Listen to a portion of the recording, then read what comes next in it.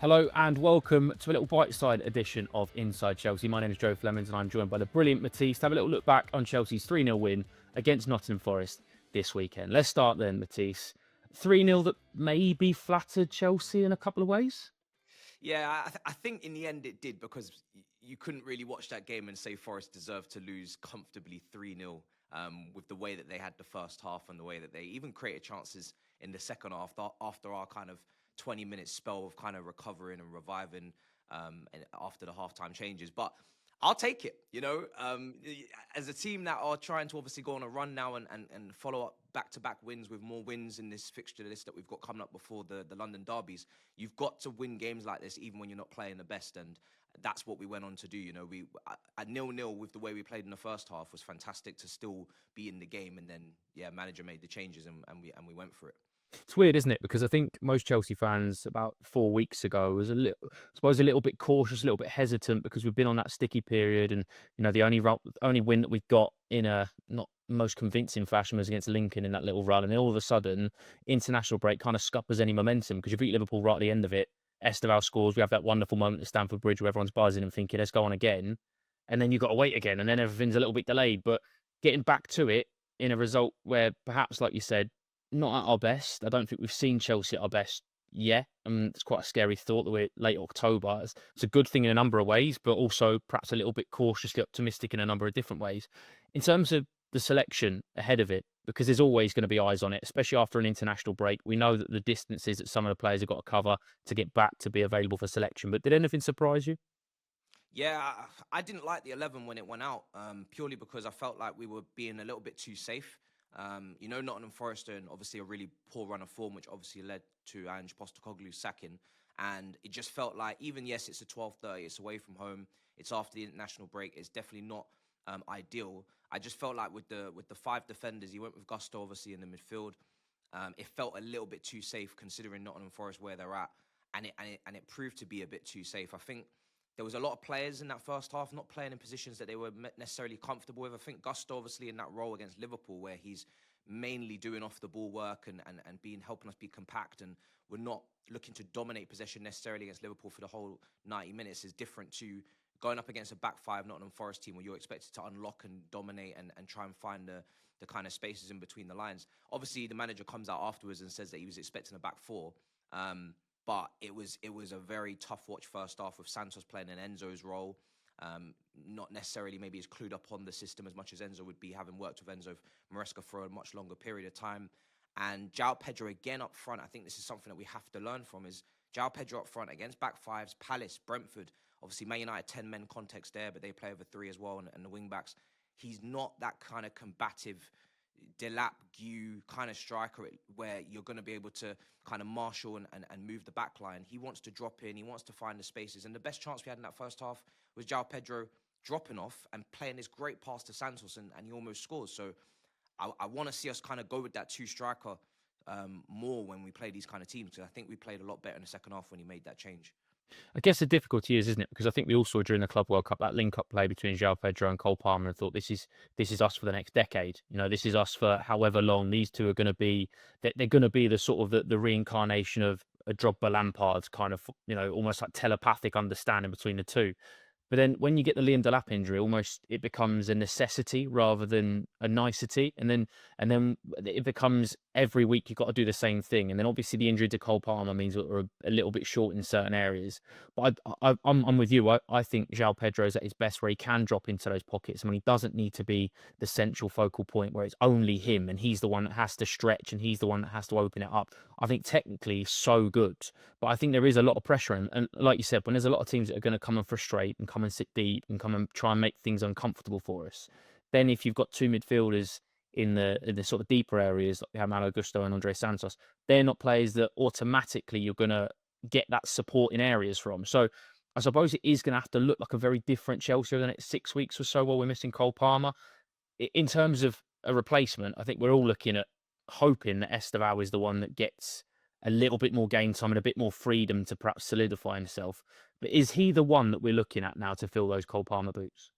Yeah, I think when you're looking at playmaking, I think Esteval slash João Pedro just behind a striker is the best bet you're going to get from Chelsea in terms of proper playmaking. Obviously, Reece James does it brilliantly, but he's obviously got to be looked after, minutes managed, and then obviously he sometimes plays in that back three, and Cucurella is the one that goes forward. But, Neto, Garnacho, Gittins is still very raw. I'm not expecting loads of variation in their playmaking. I know that Neto's going to cross. I know that Garnacho likes to do the cutbacks, but when we're talking about weight of pass, really threading the ball through difficult areas and trying to make things go up against congested defenses. I think João Pedro and Esteval, we saw he came on against Liverpool. He created massive chance there for Enzo, and then he goes and scores himself. He just plays the game a bit differently. I think those are the two Chelsea got to rely upon to try and unlock the door. And Chelsea got a great opportunity right now to go on a run.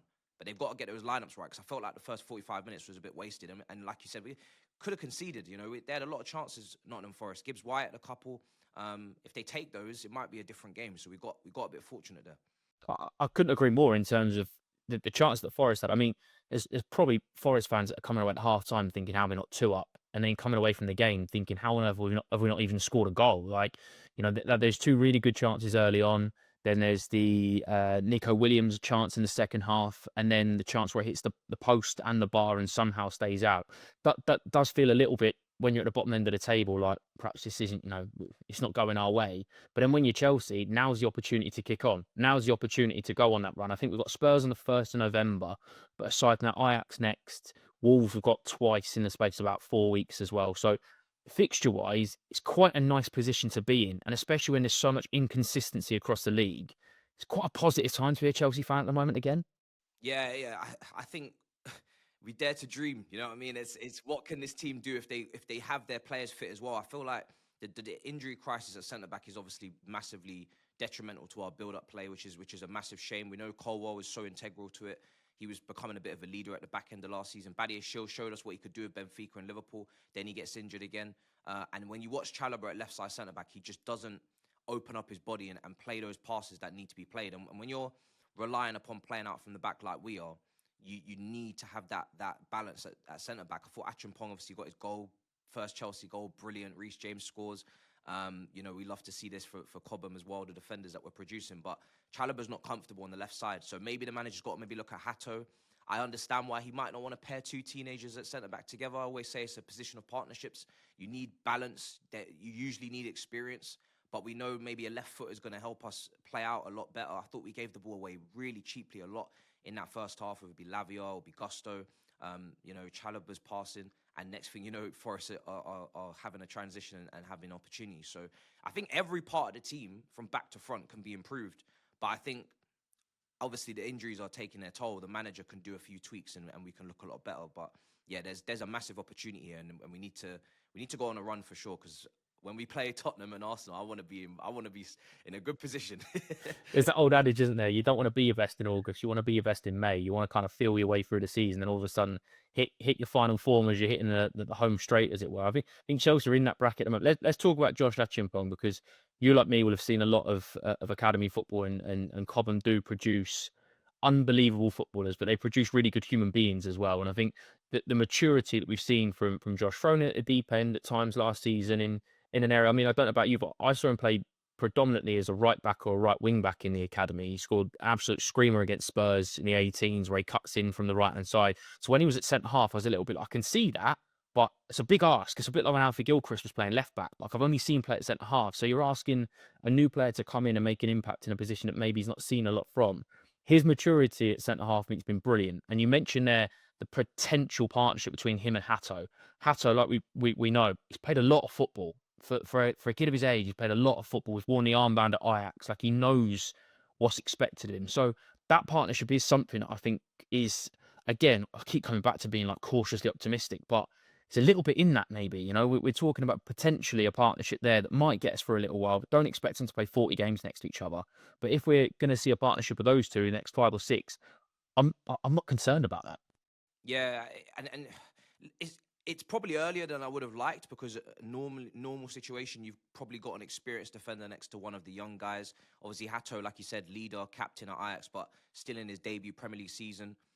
So I'm expecting maybe there'll be some errors in that partnership, but at least you're future-proofing the Chelsea defence in a way, and you're you're getting those mistakes out of the way. As much as the results and the performances are absolutely crucial right now, we don't want to be dropping any more points. But with those mistakes are for something. You know that they're going to have to learn from those mistakes. There's an aggressor there in Hato. There's maybe someone more calm and composed and someone that can sweep in Achampong. Whether it's Terry Carvalho, there's always got to be a balance between the attributes there. So I agree with you. It's exciting. I was worried about Hato whether be actually tall enough and aerially dominant enough as well to kind of play in the centre back position. But he was really good when he came on against Liverpool. I was actually pleasantly surprised that he just came into a game cold like that against a massive team and just was brilliant. So you're right. I think maybe against Ajax, maybe it's Karabag, we kind of look at these guys. Sunderland at home, who knows? There's fixtures there where you can look at it and hopefully it works, because if it does, then yeah, we could maybe play them for a run of games. Let's mention that Ajax game because maybe that is perfect storm. Hato is a player that knows Ajax inside out probably better than most fans will know it because of his affiliation with the club and what he's come through and been through there. What changes do you see being made for Ajax, and what changes would you make? I would like to for sure see Gu from the start. I think he adds a bit of intensity up front, a bit of a press, hopefully an aerial threat as well if Neto's playing for those crosses. I think Esteval's definitely got to start as well for me. I think he's a wonder kid. He's exciting every time he plays. Chelsea fans are up off their seat, and he's unpredictable in a good way. So I'd like to see him start. For sure, I'd like to see Hato start as well. I agree with you there. I think Hato and Achampong play together. Let's see how that goes. Ajax are not in their best point in their history right now. They're not at their strongest. So maybe take advantage of that with that kind of change. And I probably wouldn't change too much more outside that because it's a massive game. We have to win. We know that Barcelona are on the horizon. We know Napoli's there later on in the league phase. We lost obviously to Bayern, which was a shame because I thought we competed well for about 60 minutes. But if we can win this game, beat Karabag, we got 9 points out of 12. Suddenly we're looking in a really healthy place to go and progress into the next phase, which we absolutely have to do because we're Chelsea. So It's true, mate. Yeah. It's true. It's an expectation, isn't it? We're Yeah. back at the top table and we're feeding. We're not there to take part. We're there to take over. Absolutely. We mentioned it a little bit earlier on about João Pedro maybe playing a little bit deeper. And do you see him playing in the 10 if Mark Hughes is going to start up top? I'd love to, yeah. I mean, obviously, João Pedro may even be rested because it feels like Chelsea have had him on a knock for a while and we've not been able to look after him because Palmer's been out.